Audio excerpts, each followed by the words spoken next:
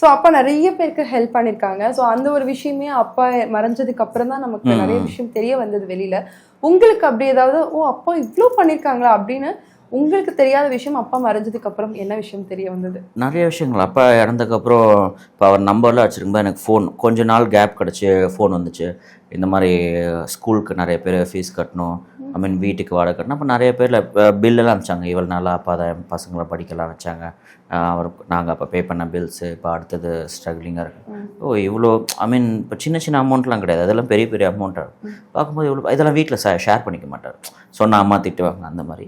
So அதெல்லாம் பார்க்கும்போது எனக்கு அப்புறம் நிறைய பேருக்கு வீட்டு வாடகை, அப்புறம் இந்த ஹாஸ்பிட்டல்ஸ் போனது, அப்புறம் வண்டி வாங்கி தரேன்னு சொன்னார். அப்புறம் இப்பயும் முந்தா நேற்று கூட ஒரு மீட்டிங் நடக்கும்போது சொன்னார், அப்பா கிட்ட நான் வண்டி இல்லைன்னு சொன்னேன், எனக்கு வண்டி வாங்கி கொடுத்தாரு அப்படின்னாரு. ஏன்னா இந்த மாதிரி விஷயம்லாம் எனக்கு தெரியாது.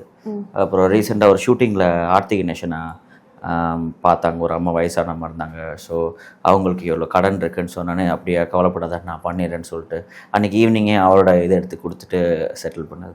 அந்த மாதிரி அதை சொல்கிறார். அவரை வந்து இது ஒரு மணி கேஷ் பணம் இல்லாத உயிர் இருக்குல்ல, நல்லா இருக்குமா எப்போனா சம்பாரிச்சிக்கலாம், இல்லாதவங்களுக்கு வந்து உதவி பண்ணலாம். அதுதான் வந்து அவருக்கு ஒரு ஹாப்பினஸ் ஆச்சு.